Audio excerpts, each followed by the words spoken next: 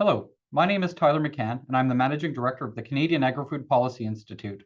Before we begin our discussion today, I want to acknowledge that I am participating in this webinar from Ottawa, Ontario, located on the traditional unceded, unsurrendered territory of the Anishinaabe Algonquin people.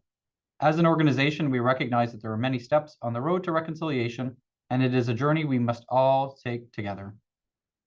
Canadian agriculture and food faces big challenges with the potential for very different solutions that lead to very different outcomes for the sector. Dialogue and debate is essential to getting better policy outcomes. Instead of shying away from thoughtful debate, we think we should embrace it. To advance CAPI's mission of advancing policy solutions, the Ag Policy Exchange webinar series offers a platform for respectful debate and dialogue to explore diverse perspectives on critical policy issues. Today, we are asking the question, is Canada in an ag innovation crisis? All of CAPI's work is made possible thanks to the support of partners who know that agriculture and agri-food can do more, and that policy plays a critical role in unlocking the sector's potential. Today's webinar was funded by Agriculture and Agri-Food Canada under the Sustainable Canadian Agriculture Partnerships Agri-Competitiveness Program. We are pleased that this webinar is part of our ongoing partnership with Real Agriculture. Working together, we're excited to bring more of these conversations to people working on farms, in industry, in civil society, and in government across multiple platforms to contribute to a more competitive, sustainable, and resilient agri-food sector in Canada. For more information and upcoming content, please visit realagriculture.com and CAPI's website. Today, we're going to start with a conversation between Kelvin Helpmer from Real Agriculture and Omar Kaya, CEO of Global Advantage Consulting, to set the stage for the panel discussion that will follow that I will moderate. Our three panelists are Angela Bedard-Haughn, Darcy Pawlik, and Elisabeta Lika. As always, we hope that you find this a useful, thoughtful discussion and look forward to taking part in it with you. Kelvin, I'll now pass it over to you to kick off today's discussion.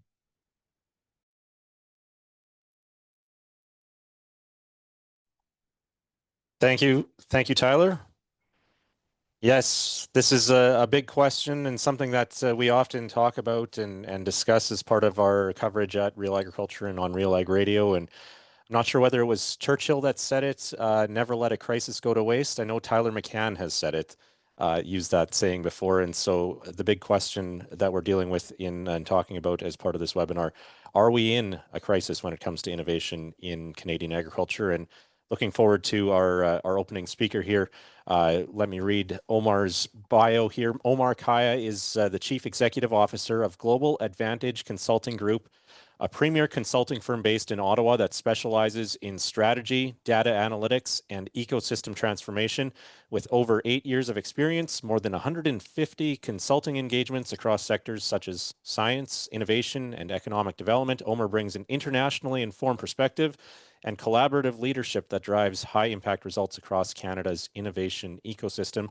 And I think in Canadian agriculture, we often spend a lot of time in our agriculture bubble discussing challenges. So I think there's valuable perspective to be gained going outside that bubble or silo. And so, Omar, looking forward to hearing your perspective. And I guess maybe I'll let you expand on your background to start, your experience when it comes to Canada's innovation ecosystem, to use that term. Sure. Thank you, Calvin. It's a pleasure to be here. Thank you all for your time and listening to us, and looking forward to the panel discussion after as well. So in terms of Global Advantage, we work all across different sectors of the Canadian economy and also looking at international markets as well. I'm joining from Amsterdam, Netherlands today, just as part of our mission to help Canada diversify into the European markets. So having a few meetings around town here at the Amsterdam Science Park and so on and so forth. So one of their actually key focus areas that I heard from the Netherlands Enterprise Agency is focused on agriculture. So I think there's a lot of similarities and perhaps best practice to share in that space as well. When it comes to Canada's R&D innovation ecosystem, to your question, it is a $55 billion enterprise, according to the latest 2024 data. And it constitutes about 1.8% of Canada's economy from the gross domestic product perspective. And about 33 billion of that is conducted by industry. So that's the dollar magnitude, and 18.5 billion by the higher education sector. That's universities, colleges, polytechnics, CEGEPs, mostly the university sector in terms of the research intensity. Then the federal and provincial governments also conduct research internally. So although this is a lot at a smaller level, so federal government at 2.7 billion and the provincial governments combined is around $500 million. So it is in a way a very uniquely imbalanced R&D ecosystem when we look at Canada, because when we compare it to OECD, which is the Organization for Economic the economies that are comparable to Canada, the international level, there are I think 38 members of that, and the G7 economies, for instance, which is a smaller group Canada is a part of. Our expenditures as a nation across all sectors of the economy, including agriculture, in terms of R&D, are 33% below the OECD average. So, and the gap, according to our research, is about $26 billion per year. So for Canada to be just an average performer on R&D, and I know our key focus here is on agriculture R&D and beyond that. So just to give you this big picture perspective, we have a $26 billion a year gap when it comes to R&D expenditures in Canada across all sectors of the economy. Most of this gap comes from the business expenditures on R&D that is significantly lower than OECD average. So that's where I would emphasize our conversations and also the broader perhaps policy system to take a closer look at to make sure that the private sector is rightfully and appropriately incentivized and mobilized so they can further invest into the R&D enterprise, which is a very key aspect of our innovation ecosystem. It's only one factor, but it is a very key factor.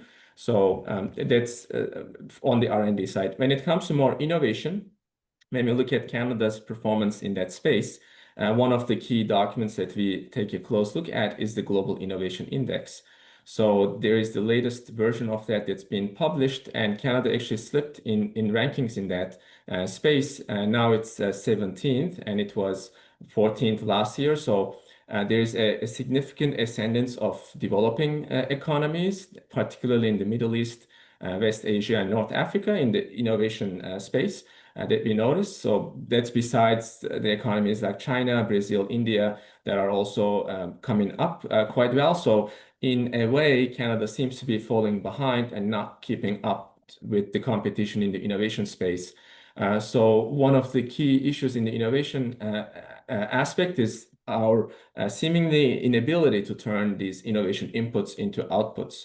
So that's where I believe, and my team at Global Advantage, our colleagues believe, things like knowledge translation, application, scale up, adoption, and implementation come into play. So perhaps there's additional emphasis that we should give as an ecosystem towards those areas that would complement the R&D enterprise. I think that's some great global perspective there, Omar, in terms of where Canada fits, where our broader innovation ecosystem fits in a global context. I think many of those same factors or trends, those of us who work and breathe in agriculture, I think would say that some of those same trends are noticeable within the agriculture industry as well. Do you see certain barriers or common issues, obstacles that are causing the trends to go in that direction? The kind of the why behind why Canada is maybe 17th instead of 14th last year and that type of thing in those rankings? Right. So there are a series of factors that influence that. So one of the fundamental, I think, questions that we should be asking in terms of the impact of the R&D enterprise is the distribution of R&D into different types of R&D. So there's basic research, there's applied research, and there's experimental development that are critical. So actually there is a key data gap, and this is a trend that we notice not only at the high international level, but also at the agricultural level.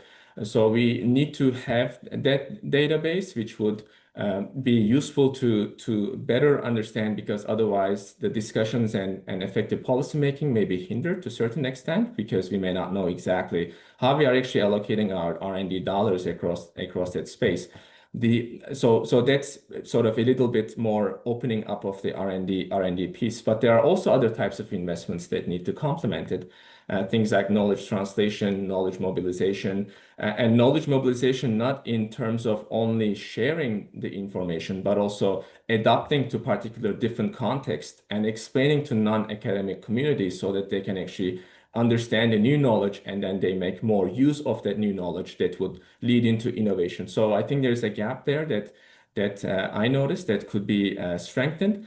Another one is other types of investments that would complement R&D. So that's where we get into things like machinery and equipment, intellectual property, and collaboration opportunities that would enable people to be better connected, talking to each other, sharing with each other, and work as an ecosystem. So we work all as an individual and we tend to work within an organization, so they seem to be rather fine. But we are, I think, just exploring the ability to work in networks and network of networks and that ecosystem that would have the different stakeholders, flows, feedback loops, and so on and so forth that need to all work together in tandem at a time when Canada is in a very challenging situation when it comes to different aspects of our economy. Trade is one example, innovation is one example. We are talking about R&D enterprises and other challenge in that space. So, Omar, when you talk about knowledge transfer and issues around fragmentation, are you speaking specifically about agriculture, or are you speaking about the broader Canadian innovation space? Because it I sounds like think it sounds like what we talk about in agriculture. Yeah, so we noticed that at both levels. So when we were working with Farm Credit Canada, for instance, on the mapping of the Canadian primary agriculture ecosystem, and when we were working with the Canadian Agri-Food Automation and Intelligence Network on EdTech innovation ecosystem mapping projects, both of those we noticed there is a fairly high number of organizations, but also programs that try to support the innovation ecosystem at large, but also the EdTech and even primary ag ecosystem. We found dozens of programs. Perhaps they make the most sense. I'm not necessarily saying it's too many that we have to do something about that, but we need to make sure that it is working well and meeting the needs of the community and the targeted beneficiaries in the space. The number seems a few dozen. So just, as I mentioned about the Netherlands and RVO, there's really that one enterprise that is distributing 8.6 billion across the whole innovation continuum.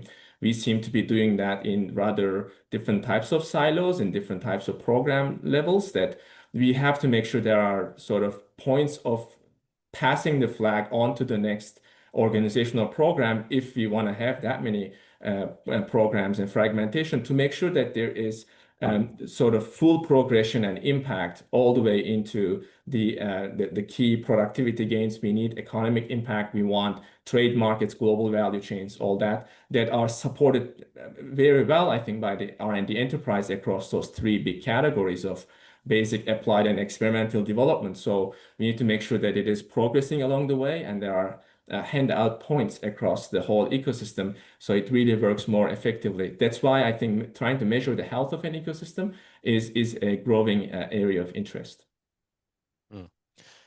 We when we look at Canadian agriculture specifically, and this probably plays across the broader economy as well, but government in Canada plays a huge role in R&D and investing in innovation especially in the early stages. And we have a government right now that is promising budget cuts, but saying that it plans to spend less, invest more, big investments to drive the economy. What do you see as maybe the role of government versus private investment? You talked about how private investment is declining or having difficulties, challenges there. Is this because Canada has the blessing and the curse of being next door to the massive market of the US? And does Canada have to have a different approach than the US on this, I guess, maybe? And I know I'm asking several different questions here, but what do you see maybe as the role of government versus private in terms of driving and improving our R&D innovation situation? Mm-hmm. No, great question. Great series of questions. Let me start by saying that I think the role of the government is very critical.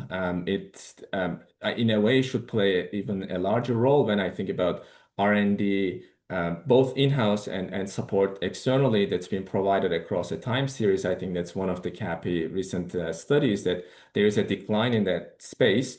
One of the key roles of the government is to make sure that there is just the right amount of regulation And that regulatory role is fundamental to make sure it is just making sure its citizens, the people in Canada are just safe from whatever necessarily may be coming, but over-regulation is a significant risk. So we want to make sure that it's all streamlined in a way that's very easy to deal with. Just to give you another example from the Netherlands, because I'm basically in a WhatsApp messaging mode with a person from the government of Netherlands in one of the ministries about a particular issue I'm trying to figure out. So it's 24 hours to turn around that I send a message comes back. And there's that level of communication. Instead of filling out a form, you wait for 2 weeks and then maybe you never hear back. I mean, those things do happen, unfortunately, not everywhere, but sometimes it does happen. So we want to make sure that there is speed of business, speed of meeting the needs of people, and making sure that government, and these are public servants, these are great colleagues, I have a lot of them. So making sure that there is a bigger role they can play to make sure they are really supporting the public interest to even a greater extent. I think that is definitely needed. On one of the key issues, and this goes back to the role of the government, but also the role of the private sector, is around the productivity of the economy. So there's a recent study by FCC Thought Leadership, and I think it's released just this month, and that's talking about how agricultural productivity growth in Canada is stagnating. So this is looking at especially the last 10 years and looking into the next 10 years, and it seems to be at around 1%, not 2% anymore. So there is a portfolio of solutions that will be needed to make sure that there's a great level of productivity. And this has happened in Canada. We were more productive. So I think to the main question that we have as part of our panel and event today is we may be going towards a crisis if that's one of the big signals that I notice. And innovation is a key pillar for productivity growth that we know from, for instance, number of economists. I think David Dodge has written a lot about that. And Peter Nicholson, for instance, talked a lot about technology adoption and diffusion of those innovations across the whole economy, including the communities that can benefit from the innovation. So that's another key area where I think both parties play a key role, both the industry and the government. So it's I see the two of them connecting at a more frequent level, a necessity going forward. So industry government collaboration will be key for solving some of these challenges. I want to go back to your anecdote there, Omar, about being in a WhatsApp group with a government official from the Netherlands. We've seen, of course, at the political level, more talk about productivity and focus on things that turn the economy around. And there's, like you said, innovation is a pillar of that. Do you see signs of more than just talk, but action from the Canadian government right now in terms of moving in that direction, breaking a trend going the other way? Right. I think so. I think there's a significant amount of opportunity here.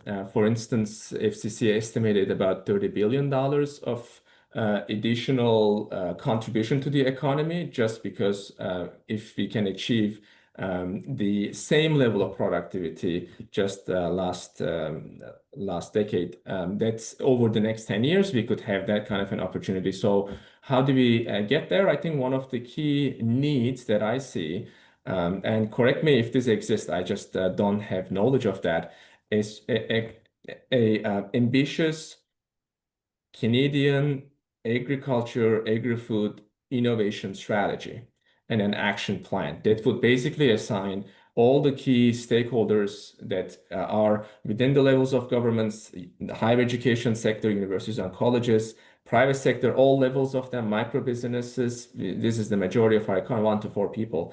Small businesses up to 9, medium-sized, large business, industry, scale-up, startups. Looking at nonprofits, very key role they play, I believe. Indigenous communities, significantly important to make sure they are partners in these kinds of initiatives.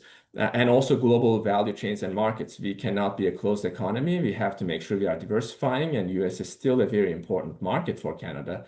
I think that's still going to take a significant amount of time to continue to nurture that relationship and manage that relationship. So one key opportunity that I see that we can also work on within the context of a new strategy, but it's very critical that we don't take years to develop a strategy because to the extent it is applied and action on it, then there's value of the strategy. So really that I think fast development and moving into action space. And one of those action, I think items could be looking at the major projects. So agriculture is a pan-Canadian sector. It's across the whole map, right? It's food that connects the people. It's the only sector that has culture in it, right? So we do have, I think, that collaboration in the sector that is very, very valuable. So we can, I think, move fast on this. And then look at an area like major projects where nation building is critical. And I think those kinds of asks where we see significant investment opportunities to the sector from a major projects perspective, it's nation building within a strategy or action plan. If it lives within that, I think the reciprocity of that will be higher. To some extent, that's my concern when I look at the whole series of major projects. If they are not unlinked or unconnected in a way, then they will be siloed initiatives themselves. So just perhaps that is a key area of action that I see the whole ecosystem could take. All right.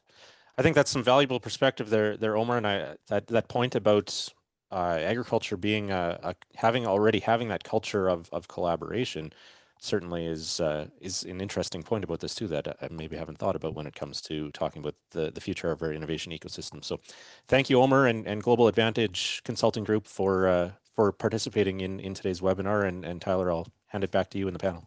Actually, Omar, before you go, and Kelvin, maybe a quick, Omar, you asked the question, do we have an ambitious agri-food innovation action plan? I think the reality is we don't have any action plan alone, let alone an ambitious one.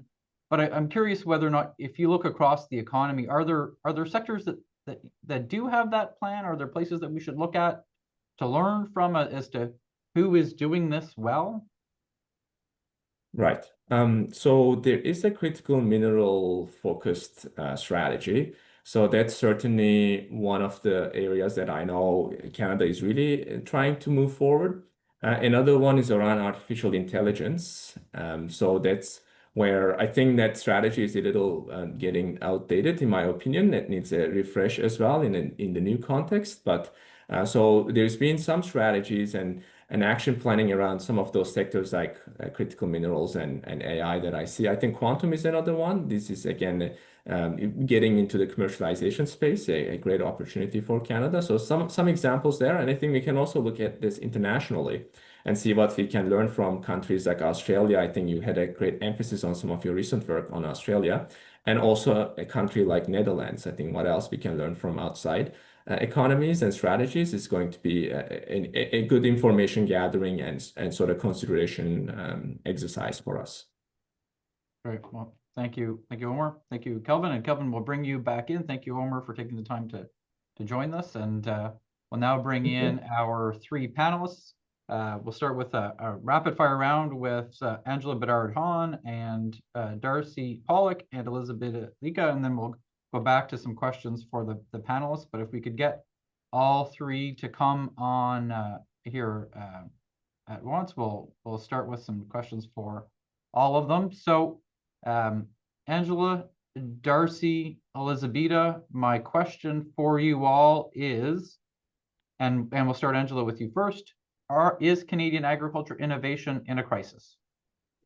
Not just yet. Elisabeta, are we in a crisis? Yes. Darcy? A very hesitant no, but we're on the precipice. So we'll go around again. Angela, go back to you. So you said not yet. Why do you say that? No, I tend not to be too much of an alarmist. I try to be a bit more of a pragmatic person. I think, could we do better? Of course, absolutely. There's lots of spaces where we are fragmented, but not completely shattered. When I think crisis, we don't have to look too far to see what research systems in crisis look like. I think we can definitely, though, there's room for improvement, and I hope we're getting closer to that. Okay, Elisabeta, you said yes. Why do you think that we are? Yes, and it's not that I want to change my answer, but I said yes because it was a short answer. I want to elaborate a bit on that. I see this more as a quiet kind of crisis, one that is creeping through this underinvestment, like the professor said, fragmentation, these missed opportunities rather than a sudden collapse. And the reason why I lean more toward the yes is because the data that I've seen so far during the initiative really make this evidence clear that we cannot deny that there has been a decline in the public investment around 21% since the 1980s, or the private investment, which accounts only for a quarter of the total R&D. We have this aging research infrastructure. Add to that the system operating in silos, there's duplicating mandates, and all this evidence, I think it really makes it hard to argue that the system is performing as it should. And whether we call it a crisis, a turning point, or really like the system operating under strain, I think that we can all agree that the system can and should deliver better to the sector. And I understand that there are nuances to this, and different stakeholders that sitting at the different parts of the innovation continuum may experience the severity of these challenges in a different way. So those that are like part of the long-standing research institutions or the commodity groups, they might see the system as functioning reasonably well, but others that are like more in roles of the emerging value chains, they see more as a broken system. And I think it's okay that both perspectives exist, and that's a valid debate. But I think at this moment, what matters is that the evidence shows that really the system, as I said, can and should do better. And rather than framing this as a doom and gloom, I would really more frame this as less a matter of emergency, but more as a choice point for the system. Thank you. And Darcy, you said that you were hesitant. What made you hesitate in your answer? Well, I think Omar did a good job of maybe painting the picture of the true situation that we're in. So, let's not discount that. But when I think of innovation, it's really part of a continuum. It starts with research where, Angela's doing a great job. The universities are doing a great job. I think we've got a lot of successes that need to be celebrated. But that continuum goes to development. And I think what you're talking about, Elisabeta, that's a good example of we're really faltering. We haven't done a good job of translation. Omar painted a great picture there, but where I think we are in crisis mode is commercialization. That C that nobody talks about. We haven't done a great job of creating new companies, of supporting startups, getting that to actually come into the fold of sort of the larger market. Great, thank you. So let's now start to dive a little bit deeper even more, and I'll take a minute to introduce Angela. Angela Bedard-Haughn is the Dean and Professor at the College of Agriculture and Bioresources at the University of Saskatchewan. And she earned her BSc there and Master's before completing her PhD in soil science at UC Davis. As a scholar teacher, her research focuses on wetland soils and predictive soil mapping. But Angela, I would imagine as Dean, you focus on a lot of the challenges and opportunities of running a university. And I want to start there. I think we've heard when you listen to the news, the challenges facing universities across Canada. I was wondering if you could talk a little bit about what those challenges are, what they mean for the role that academia is going to play in the future, and how agriculture compares to other parts of the university. Okay. Yeah, so when we think about what's happening with universities writ large, certainly we hear a lot about the reductions in funding. And so we hear about reductions in funding at the provincial level. And so a lot of universities are being required to think about how they can contract or do more with less. That has been compounded in recent years with some of the changes in terms of how we can recruit international students, so with some of the caps. And one of the toughest parts about that, in particular for places like Saskatchewan, is that we still have lots of capacity for international students, but the global messaging as a function of that, it's created a very chilling effect. So while our numbers shouldn't be going down, they are, just because less international students are even applying. And so we're definitely seeing that compounding some of those financial challenges. And then you add to that, that contraction. And one of the points that Elisabeta made, we've got most of our universities have aging infrastructure. And when we think about agriculture in particular, it tends to be a very infrastructure intensive space to do research in, right? It's not just a matter of going and sitting in our office and, thinking big thoughts. Most of the research that we're doing requires, significant land, field, laboratory resources, animal care care facilities, and all of that is very expensive both to maintain and to run, especially if you want to be doing that at a level that is relevant to industry, not just even current with industry, but looking at where industry should be headed, looking ahead. So there's a lot of costs there, and there's not been as many opportunities as historically for ways to bolster that investment in those facilities.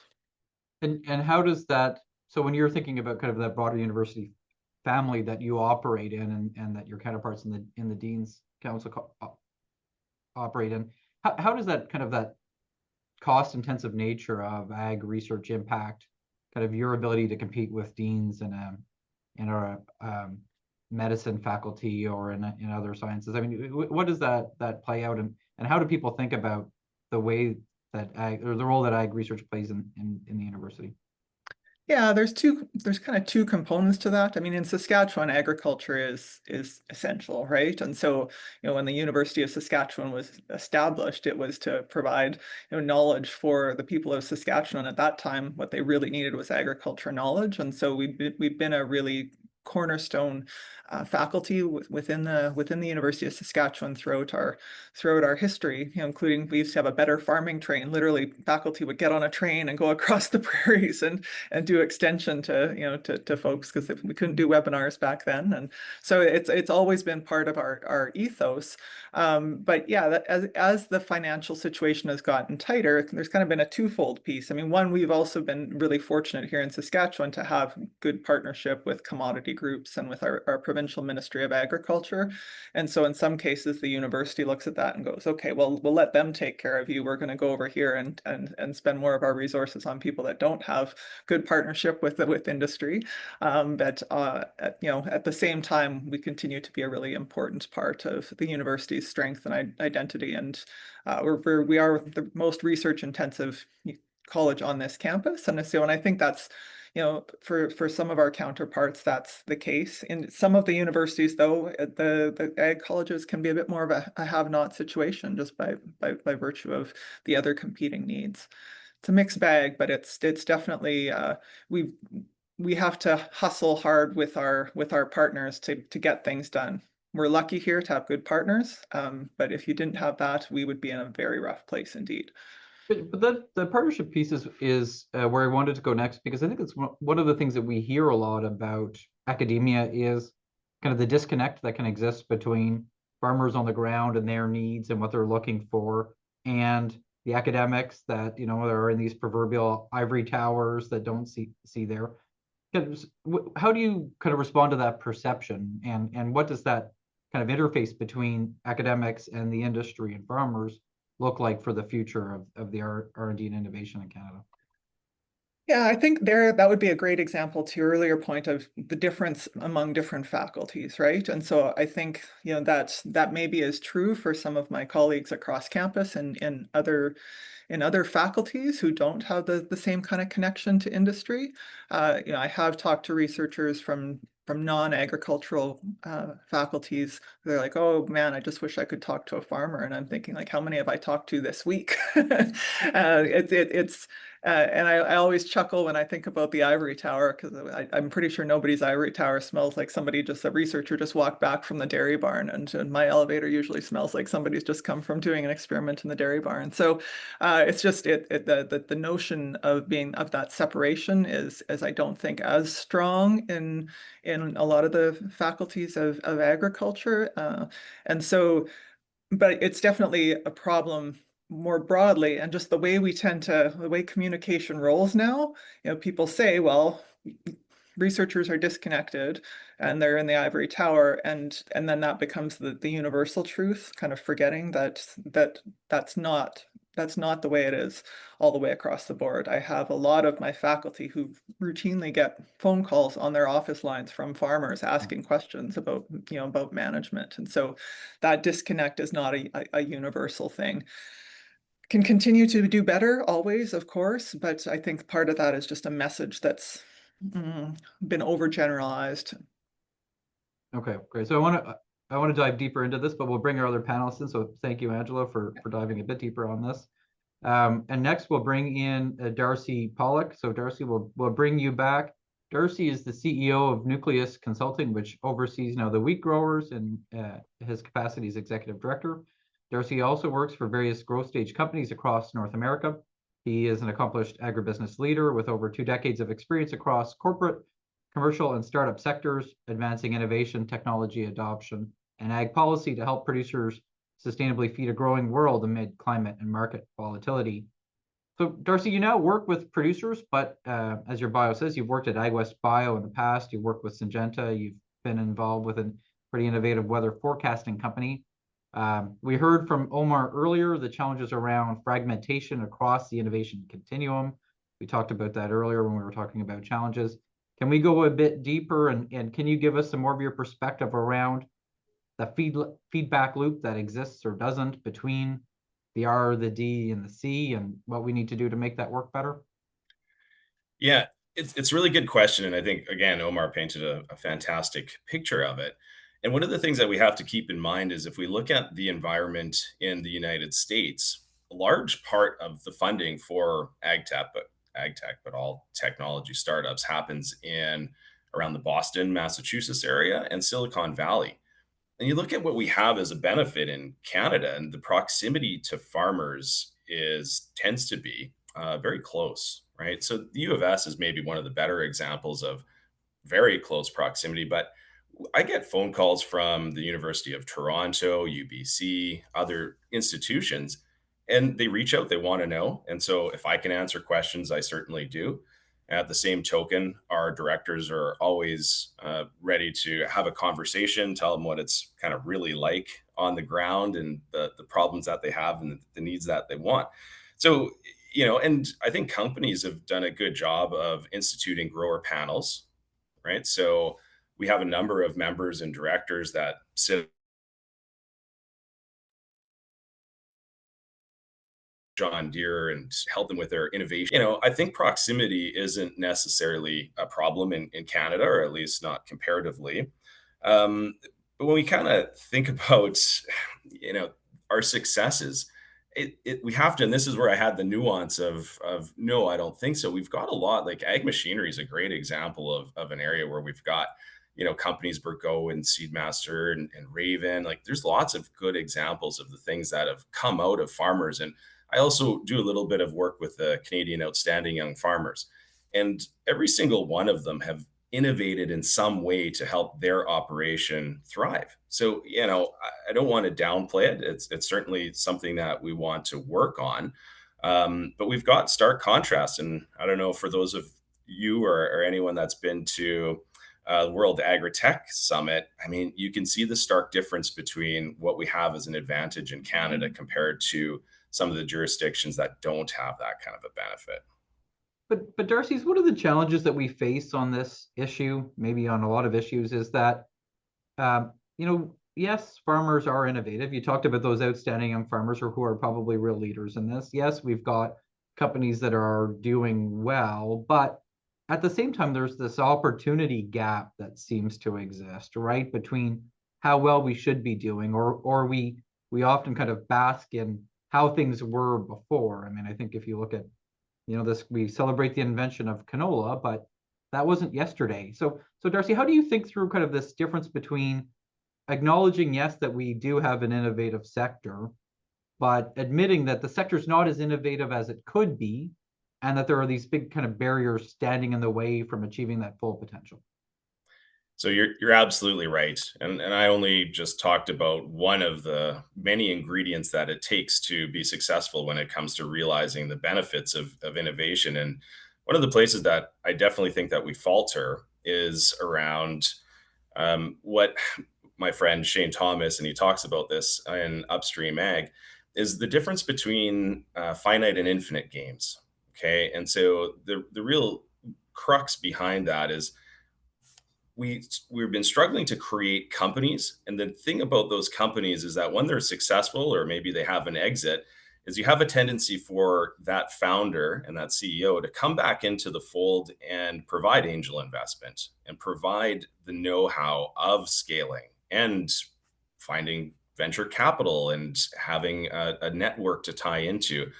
I would say that we're pretty severely lacking in that regard, and it's unfortunate. And you nailed the last one before you came on, talking about where's the national strategy. You know, where's that leadership that helps everybody kind of come together, provide that prioritization, and then the funding and everything else comes with it. But sometimes we do need that encouragement, and I couldn't agree with you more that that's been one of the missing pieces as well.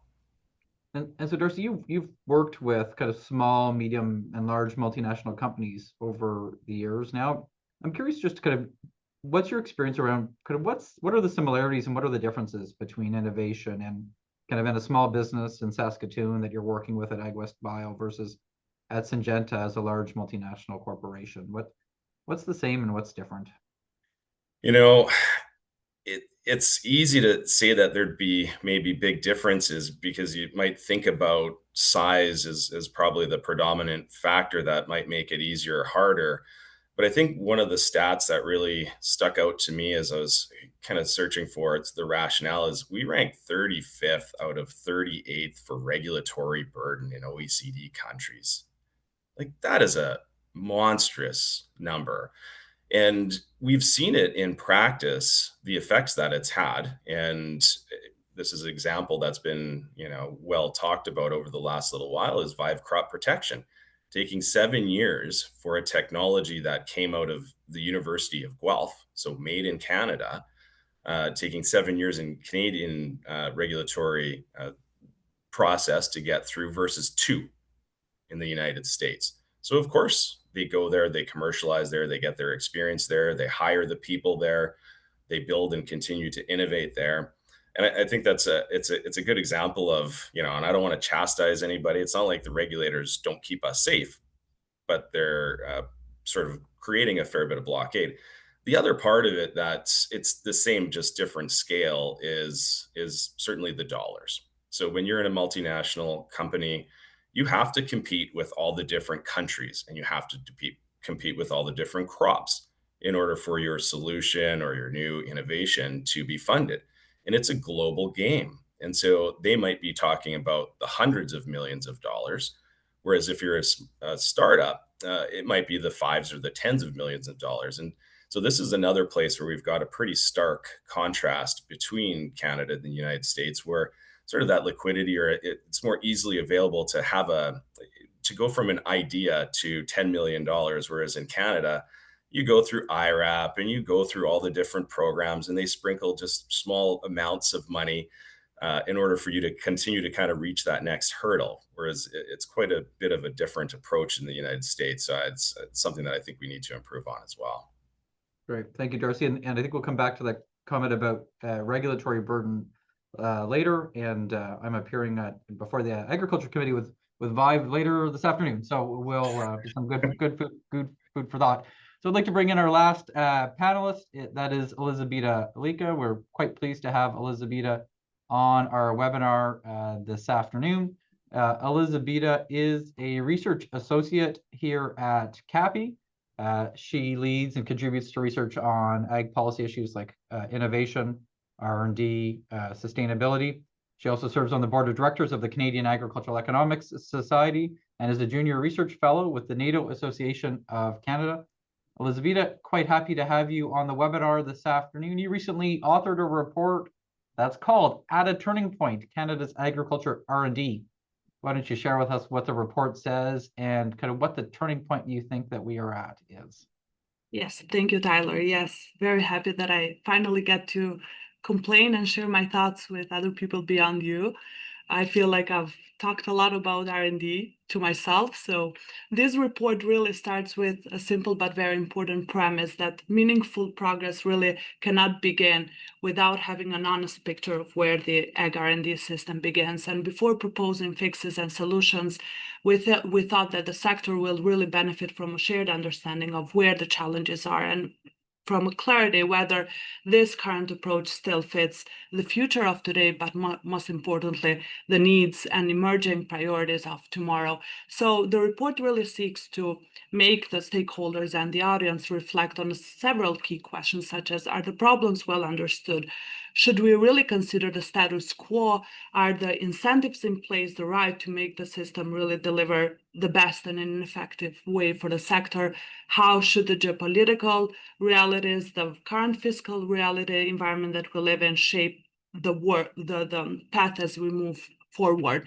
So as Darcy and you mentioned, yes, we acknowledged in the report all the successes of the egg R&D system, the canola rise, the dairy productivity, the decades of crop innovation. But at the same time, it's very important, and that's what the report tends to do.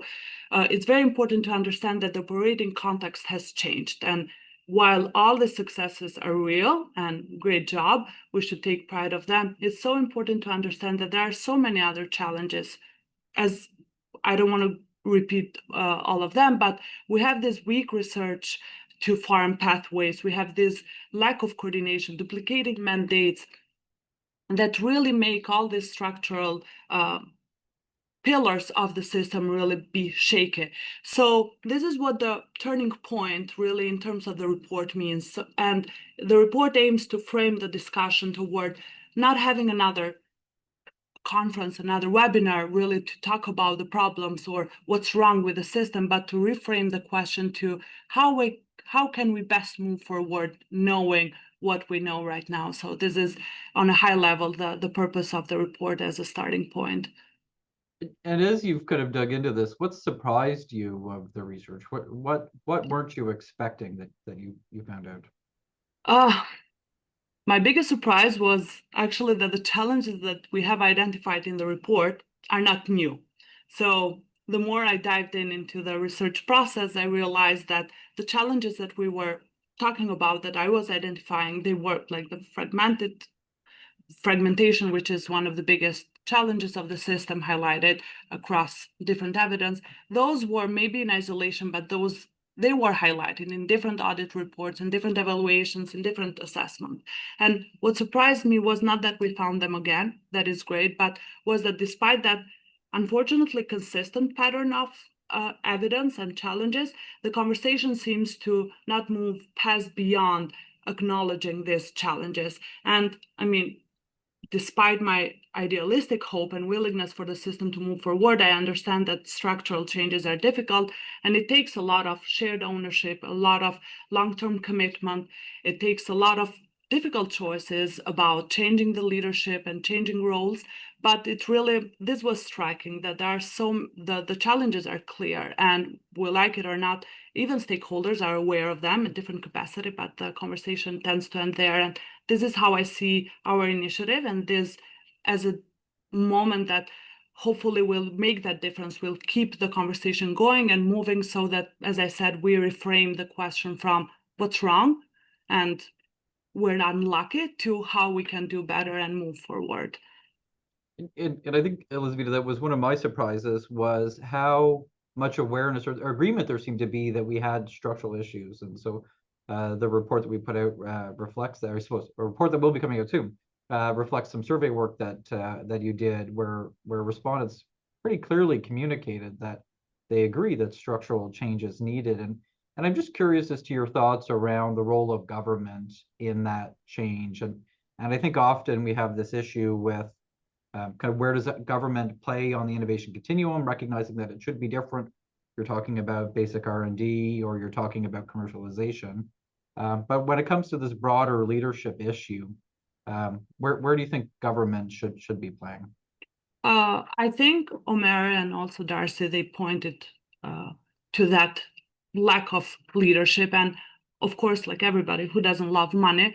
But through the survey and through the workshop, the roundtables that we've had with the other stakeholders, it really seems that the funding purpose of the government isn't the top priority or the top expectation that the stakeholders are waiting for government. They really see the role of the government as being more effective when it comes to leadership. And it does make sense because of all the fragmented and the working in silos and the misaligned incentives that are in place. So they see the government coming in, playing an effective role as an enabler, as someone that really builds the condition and creates the condition for that effective collaboration.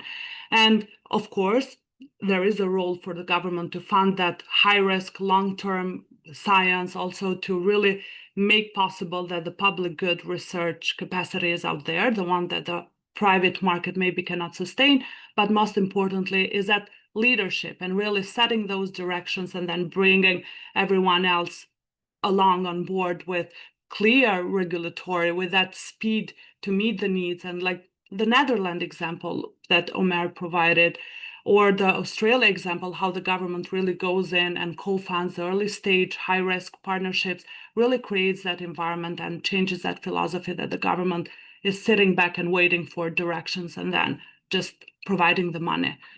Right, and I think that that's something where I think often there's a perception that when government wants to lead, it means government has to dictate or say, and I don't think that that's what you're saying, right? It's not about government should tell everyone what the research agenda is, but government needs to be able to more clearly communicate what role it will play in that ecosystem and how it will move things forward.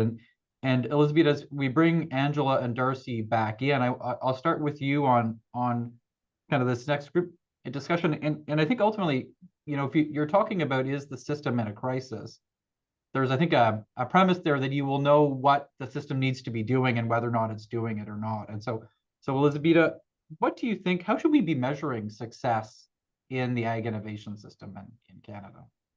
So the way that the incentives and the system is structured right now, it seems that it's incentivizing or measuring success in terms of the activity, the number of patents, the number of research publications, which they all are important and they have their own role. But what I saw across the survey responses is that really stakeholders more and more, they want measurable outcomes. If at the end of the day, if the innovation is it's not used, what's the worth, what's the benefit of it? So the success of the R&D system is seen more as productivity, as technology adoption, as environmental performance. So more there's measurable outcomes. And of course, again, there are nuances, there are disagreements, but I think that waiting for a perfect and really uniform agreement, let's choose one success measure, that might kill the momentum. And I think we should come to a point that be comfortable with what we have. And if users of it are saying that we want technology adoption as one of the measures, one of the successes, I think that should be enough to move forward, good enough to move forward. So Angela, what are your thoughts on how we should be measuring success in innovation? Well, I think there are some of those quantitative things that we've been pointing to as signs that we're going backwards, right? Like the amount of investment that we've been putting into it. I definitely agree with what Elisabeta was saying in terms of the adoption piece. Can we get to the stage where we're not just innovating, but actually keeping those ideas and developing those ideas in the companies in Canada, as opposed to just, hey, here's a great idea. How quickly can we get it into the US so that it can flourish down there? And I think, honestly, one of the more subjective ways we'll know is that there will be less of that Groundhog Day. Hopefully, we'll stop having the exact same conversation over and over again about what are the innovation challenges and the innovation gaps, and we can shift the needle that way. So if it feels like we're having even a slightly different conversation, or the reports show slightly different outcomes, that would be progress as well. Yeah, I think you're setting the bar low, Angela, but yes, it seems that might even be hard to achieve some days. I don't know, Darcy, what are your thoughts? How do we measure success in ag innovation? I think I go default to, and Omar mentioned that we were at 2% productivity, not so long ago. We were actually at 3% productivity in the earlier 2000s, and now falling below 1%. So, I mean, let's use those metrics, but let's not ignore them, much to what Angela's kind of talking about here. And competitiveness is the other one. Our competitiveness as a nation, and we've been falling. And it's been falling at a rate that's starting to become troublesome, right? And this is why we're kind of on this precipice. We also have to recognize that innovation isn't just about bringing research through to commercialization. It has to do with trade. It has to do with the reliability of our ability to get the products that we're creating to market. So yeah, it's a bigger ecosystem, as you were saying, that we really need to focus in on. But if you think about that kind of bigger ecosystem, Darcy, how it seems like we're shrinking, right? I think if you look at those business R&D expenditure numbers that that we talked about earlier, like it seems like we're not necessarily going in the right direction there. Is part of the challenges that we've got that we're not actually building one ecosystem in Canada, but we're trying to build kind of 10 ecosystems that we haven't really figured out how to do, kind of building at scale nationally. Is that part of what you're getting at? Yeah, I guess there's a couple different ways to sort of paint the picture. I'm in Ottawa this week and doing a little bit of lobbying here on the Hill as part of Grains Week with grain growers. And so part of our job is to help inspire our elected officials and really help them to kind of understand what's going on. And one of the key figures that we have is Agriculture Agri-Food Canada's went from 860 million to 680. So a 20% reduction over just over 10 years. And now we're being faced with, I think you guys mentioned this, right? Another 15%. That's another $100 million. And so, yeah, we can celebrate canola. We've done pulses. We have a lot of successes. But, I took advantage of the time and asked a few of our leaders, what's next? And we don't really seem to have that identified. So yeah, I agree. We need to start collaborating. We have to have, the conversation about what it's going to take. And, the way to first solve a problem is admit you have one. So at least maybe we're on the right track. But Darcy, is part of the problem not that, again, producer groups tend to focus on government spending and support for the sector, but what's been falling faster and further is private R&D investment? Like, Darcy, how come we can't get more of a focus on that as an issue and less on just more government spending as the solution? Sometimes, and other people have sort of said it, it's just setting the baseline and helping to kind of unlock some different ideation, train the people that are going to be innovative. I already sort of touched on regulations as being such a monstrous competitive disadvantage. But we do have to realize, it is a competitive environment out there. We are getting outcompeted by a lot of jurisdictions. Angela, it's tough, right? In Canada, we're 25. There's the best university is 25th. We've only got 7 in the top 100.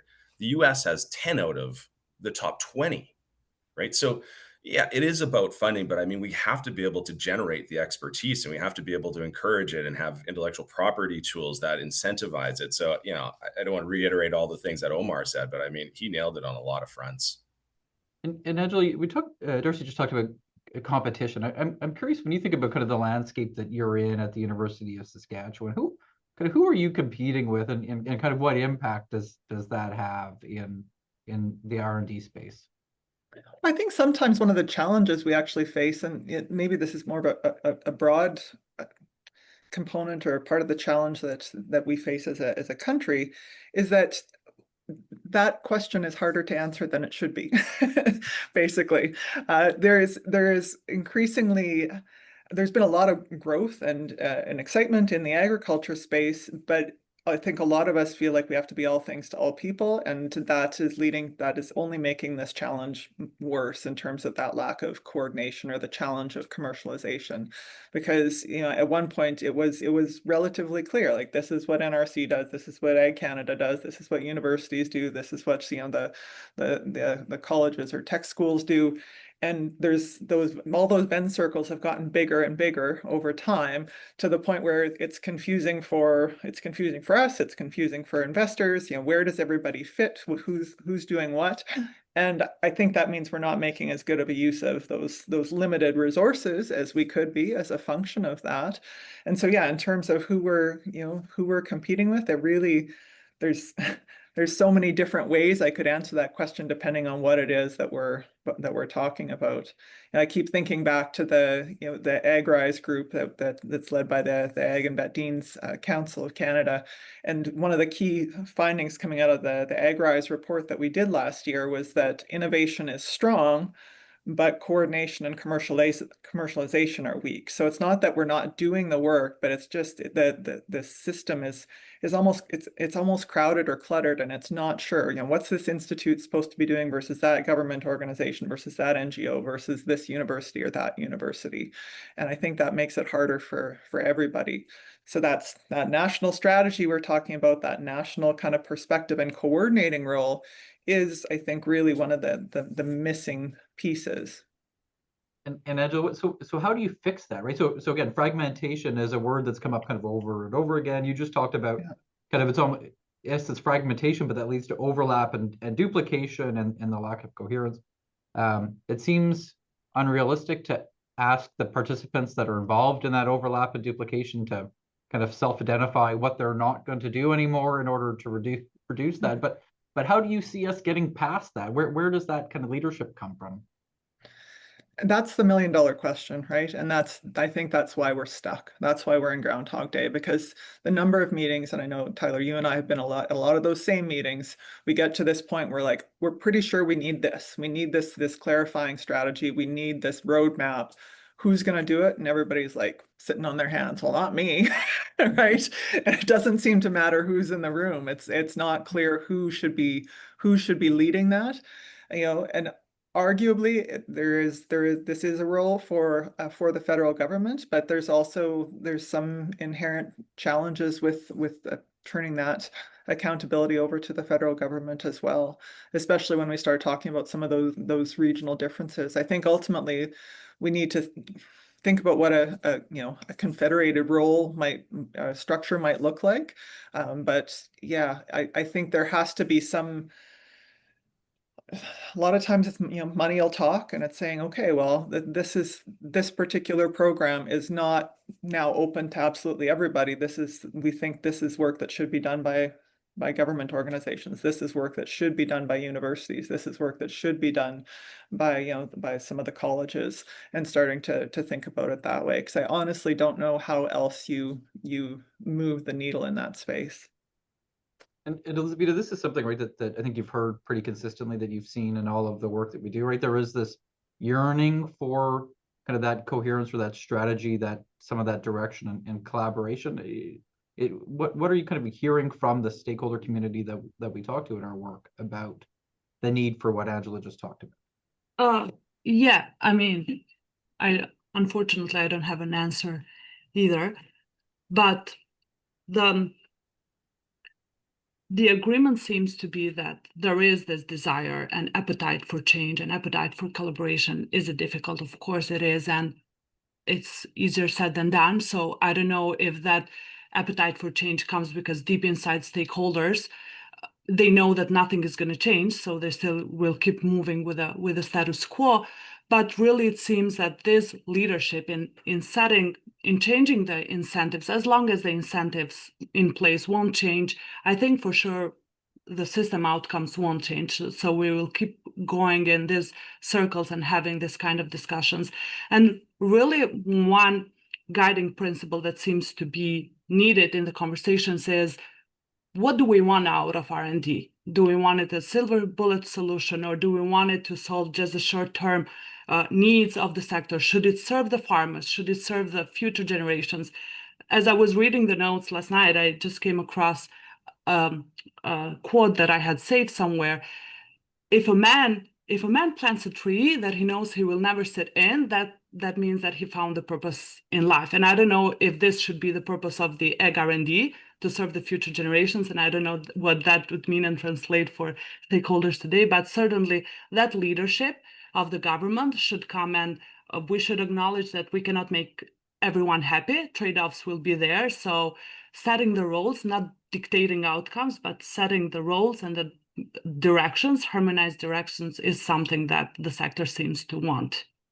But Elisabeta, you probably didn't intend this, but I think one of the realities about that planting of the tree also reflects like the lag time, right? Like it is the work that's happening in universities today will potentially take decades or more to get from kind of that early stage research through the innovation continuum to adoption from someone else.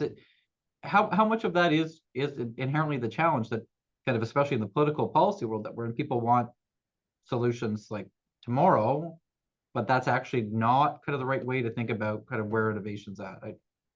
Darcy, will maybe come to you on this kind of same one after, but yeah, that is definitely a challenge, and I think I'm contradicting myself in here, because previously I said that one of the successes of the R&D system should be adoption, and that would translate into the short-term projects and basically what the system looks now, like how it incentivizes competition for limited funding and for deadlines and for this short-term outcomes. And on the other hand, we also want the longer foundational science and the innovation that maybe the future generations will benefit from. So that is where the government is trying the best. And in the conversations that I've had with government officials, I really, I felt like I was biased a bit before going into the conversations and thinking that they're not trying the best, but I think they're trying. They're trying as hard as they can. And sometimes it seems this, rather than a lack of willingness, really like an attempt to satisfy everyone.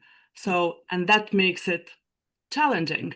And Darcy, is that part of the problem, that we've got governments trying to make everybody happy? I mean, is what?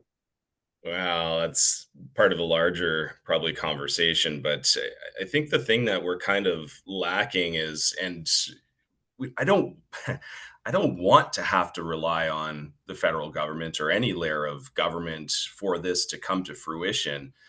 But one of the things that we're lacking is we don't have an Elon Musk, and I don't mean the controversial version of that, but we don't have somebody that's just taking the bull by the horns and saying, I'm just doing it. I'm going to pump a lot of money into whatever it is that I have passion for, and we're going to change the world. And but it's why that example of creating a crop and is so pivotal for being able to kind of remind us how good we can be at that. And so sometimes you do have to kind of have, the government play a part. And maybe I do believe that one of the programs that worked out pretty good with the clusters, Protein Industries Canada and what Bill Grewal did there and how they really tried to kind of connect everybody, right? So it was really just realizing it's not just the government. So they put a lot of dollars in. And the other thing that they were willing to do is get it wrong every now and then. Not every one of those investments really worked out. But it was pretty focused, and you can argue whether you agree with the area of focus or not, but we at least chose a few places where we wanted to win. And then we, kind of tried to enable it as best we can. And Angela, how hard? I mean, that is the world that when you're doing that kind of that early stage research, right? That's kind of the issue all of the time, right? Is how are you going to deploy those resources? How are we doing on that and kind of picking the right places to invest in that early stage R&D? I think that is one of the spaces where having close connections with industry is really important. And so, here we work with the Ag Development Fund through the Provincial Ministry of Agriculture, and all those funding decisions that are made there are informed by this board that includes a whole bunch of industry representation, right? The different commodity groups and so on. And so those folks sit around the table and they go, okay, where are we going to invest in this? And if it's not going to make a difference for agriculture, we're not going to invest in it, right? And so it really drives in that space. But I think one of the points that Darcy made that I wanted to double down on is just that risk, that willingness to, within the funding space, there needs to be that willingness to try some things and know that not everything's going to work out. And that's a challenging space when we're already, in an industry with such tight margins, and and it takes so much longer for new innovations to be truly field tested. And then we've got, even if you're trying to field test something, is it going to work the same in this part of the prairies versus that part of the prairies versus Ontario, or in 2021 versus 2025, right? Like there's so many variables that make this so much trickier. And so, when we're thinking about how we design things, certainly in our research programs, we're like, okay, here's this element where we try and pare away as much of the variables as we can to take away that noise. But it's part of why it takes so long, is that there's all these other variables before something can be meaningfully deployed at scale. And even then, what works well in the prairies is not necessarily going to work well in BC or Ontario. And I think one of the challenges that we've got in Canada today, and I think to a certain extent in ag innovation around the world, is that we don't have that same, like there is a need for those public dollars to do some of the kind of the early stage riskier work. And I think sometimes we don't appreciate the role that, especially in the United States, you know, and the defense, what is it, DARPA, the Defense Advanced Research Production Agency, has taken public dollars and invested in early stage work, really innovation, cutting edge stuff that the private sector is not investing in, and that's got us the internet, among other things. I'm curious, is Darcy, maybe go to you on this. How do we kind of, again, understand, how do we innovate within the innovation system so that we can create kind of new tools for government, private sector, others to get better outcomes, better results? How do we kind of create more of a space to do things differently? You know, Omar talked a little bit about network, right? And creating that connectivity between all the different groups.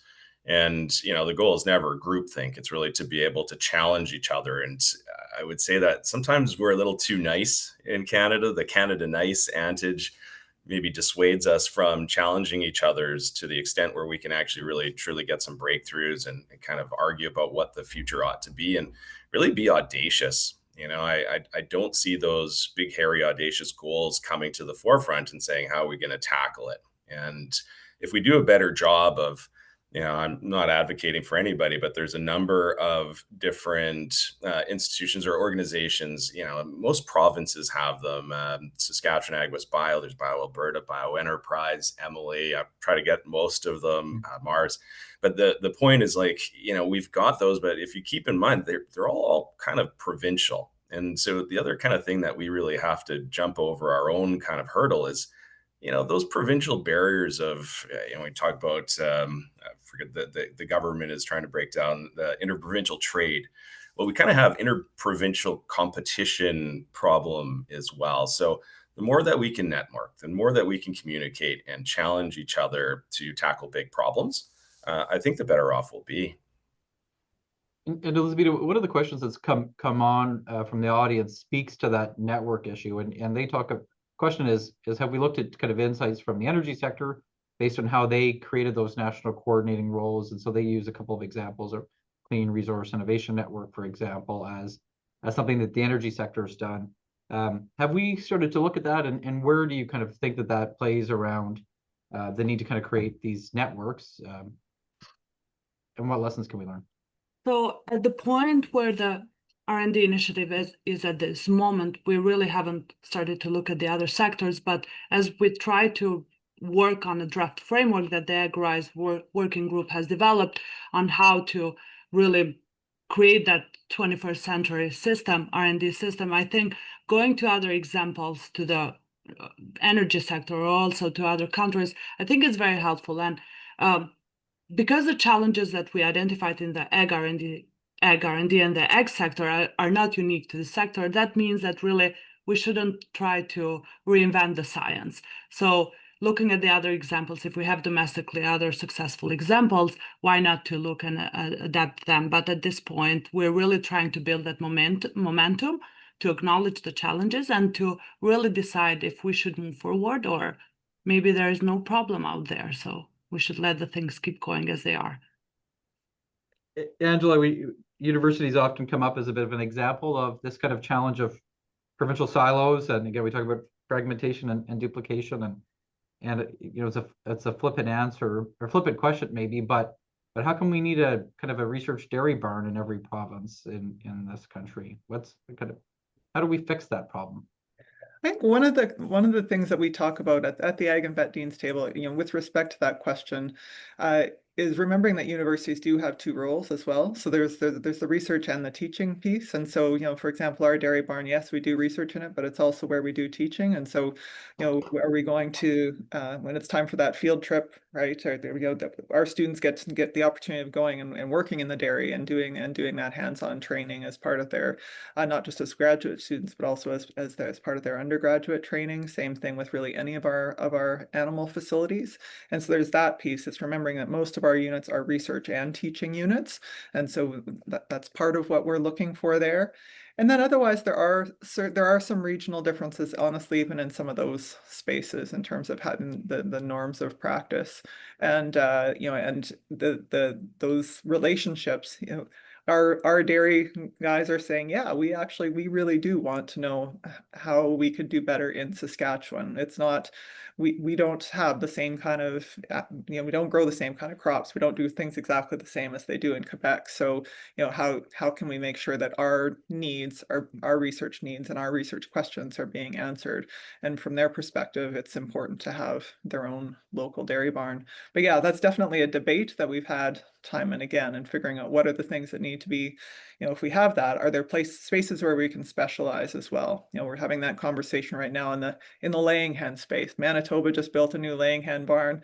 We're looking at one. How can we make sure that ours has, what features can help us, answer questions that maybe they can't at University of Manitoba, while still allowing for those common elements as well. Calvin, laying hens is a good time to bring you back in. You're a chicken guy, but Calvin, what are your thoughts and what are your questions for the panelists? I guess one issue I see, and I know this discussion is about shaping an overall ecosystem, kind of from an overall arching policy perspective. But if I put my farmer hat on, I think a lot of R&D and innovation happens in farmers' shops and happens in small businesses, maybe not necessarily measured. And I think often the success stories are where there's coordination between things that happen on university campuses together with that kind of that real world application. And I know we are seeing more examples of smart farms, and Darcy alluded to a list of some of the organizations that are working on practical implementation and kind of making that connection at the farm level. I guess I just wonder whether I guess there's two questions, and I know Tyler and I have debated this in the past, and I'm going to maybe have a bit of a contrary perspective here, but I worry a little bit about government picking winners and losers in terms of if we have a centralized agency that focuses on research and development, how do they choose which projects to invest in and which ones not to, and whether that's the best approach to that. And then I also wonder who's going to fund that, or how do we, given the economics, especially on the crop side of things right now, how do we incentivize investment in that final commercialization stage that Darcy also alluded to, there being challenges with, where we have innovation happening, but it's a matter of actually getting it onto the farm level. So maybe there's two different questions in there, and I'll just throw it to the panel for feedback on those thoughts. Angela, do you want to go first? Again, this difference between needing leadership and coherence, but not wanting to pick winners and losers? Yeah, that's where when I mentioned earlier, what would it look like to have some sort of a confederated approach? Because, even if I just think about some of the Western perspectives and, the Western alienation, and there would be immediate, that's part of what I was thinking of is, there'd be this immediate concern that if we have a solely federal approach to this, that it would be very Ontario-centric, and that, and that might create further tensions. And so, what might a bit more of a distributed but coordinated approach. And so that's why I'm trying to use the word coordination as opposed to, directing, because I think there are some of these differences that need to be acknowledged, and that requires distributing some of that accountability, but still having somebody with that bigger lens who can help bring all those pieces back together and make sure that, hey, this good idea maybe was developed in the prairies, and I don't think it'll work in BC, but let's try it out in Nova Scotia or whatever, right? So thinking about that confederated approach rather than a entirely central top-down kind of perspective. But Darcy, your thoughts on this? And again, maybe I'll say that like there are examples of this. This is not kind of rocket science, right? So I'm going to try to stay positive here. So when I came back into the fold after being in various other countries trying to commercialize products, I came back in, and I think there was 5 different consultations underway across all the different, regulatory agencies and sections and sectors of agriculture. And what struck me was that they were all sort of couched in versions of the status quo. And it didn't really allow for some really outside of the box thinking to come into the play to maybe solve some of the problems. We have red tape reduction going on right now. And we keep coming up with the same solutions and they're not doing anything about it. So, I don't know if you're inferring that, Tyler's suggesting to pick winners and losers, but I think what we've seen to date is that we always defer, and it's just these little tweaks that don't really move the needle.